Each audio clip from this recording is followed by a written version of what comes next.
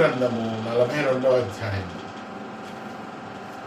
అప్పుడు యోబు యెహోవాతో ఇలాగ ప్రత్యుత్తరమిచ్చెను: నీవు సమస్త క్రియలను చేయగలవనియు, నీవు ఉద్దేశించినది ఏదియో నిష్ఫలము కానేరదనియు నేనిప్పుడు తెలుసుకొంటిని.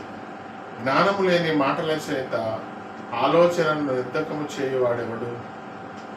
అలాగున వివేచన లేని వాడినైన నేను ఏమీ ఎరుగక నా బుద్ధికి మించిన సంగతులను గూర్చి మాటలాడితిని. నేను మాటలాడగోరుచున్నాను, దయచేసి నా మాట ఆలకించుము. ఒక సంగతి నిన్ను అడిగేదను, దానిని నాకు తెలియజెప్పుము. వినికిడి చేత నిన్ను గూర్చిన వార్త నేను వింటిని, అయితే ఇప్పుడు నేను కన్నులారా నిన్ను చూచుచున్నాను. కావున నన్ను నేను అసహ్యించుకొని ధూళిలోనూ బూడిదలోనూ పడి పశ్చాత్తాపడుచున్నాను. యెహోవా యోబుతో ఆ మాటలు పలికిన తరువాత ఆయన తేమానీయుడైన ఎలీఫజుతో ఇలాగ సెలవిచ్చాను: నా సేవకుడైన యోబు పలికినట్లు మీరు నన్ను గూర్చి యుక్తమైనది పలుకలేదు కనుక నా కోపము నీ మీదను నీ ఇద్దరు స్నేహితుల మీదను మండుచున్నది. కాబట్టి 7 ఎడ్లను 7 పొట్టేళ్లను మీరు తీసుకొని నా సేవకుడైన యోబు యొద్దకు పోయి మీ నిమిత్తము దహన బలి అర్పింపవలెను. అప్పుడు నా సేవకుడైన యోబు మీ నిమిత్తము ప్రార్థన చేయను. మీ అవివేకమును బట్టి మిమ్ము శిక్షింపక ఉండినట్లు నేను అతనిని మాత్రమే అంగీకరించెదను. ఏలయనగా నా సేవకుడైన యోబు పలికినట్లు మీరు నన్ను యుక్తమైనదిగా పలకలేదు, మీరు నన్ను గూర్చి యుక్తమైనది పలుకలేదు.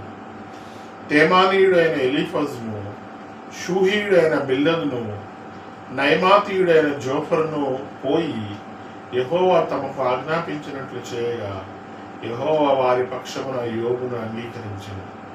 మరియు యోబు తన స్నేహితుల నిమిత్తము ప్రార్థన చేసినప్పుడు యెహోవా అతని క్షేమస్థితిని మరలా అతనికి దయచేసెను.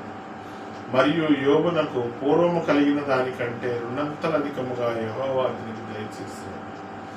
అప్పుడు అతని సహోదరులందరూ, అతని అక్క చెల్లెండ్రందరూ, అంతకుముందు అతనికి పరిచయులైన వారందరూ వచ్చి అతనితో కూడా అతని ఇంట అన్నపానములు పుచ్చుకొని యెహోవా అతని మీదకి రప్పించిన సమస్త బాధను గూర్చి ఎంత లేసి దుఃఖములు పొందుతూ అని అతని కొరకు దుఃఖించుచు అతనిని ఓదార్చిరి. ఇదియు కాక ఒక్కొక్కడు ఒక్కొక్క వరహాను, ఒక్కొక్కడు బంగారు ఉంగరమును అతనికి తెచ్చి ఇచ్చెను. యెహోవా యోబును మొదట ఆశీర్వదించిన కంటే మరి అధికముగా ఆశీర్వదించెను. అతని 14,000 గొర్రెలను, 6,000 ఒంటెలను, 1000 జతల ఎడ్లను, 1000 ఆడుగాడిదలను కలిగింది.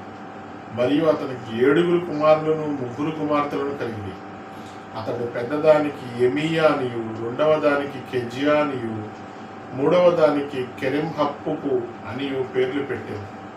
ఆ దేశమందంతటను యోబు కుమార్తెలంత సౌందర్యవంతులు కనబడలేదు. వారి తండ్రి వారి సహోదరులతో పాటు వారికి స్వాస్థ్యములనిచ్చెను.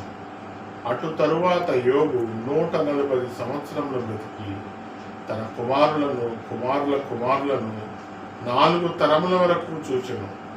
పిమ్మట యోబు కాలము నిండిన వృద్ధుడై మృత్యునందెను. ఆమేన్.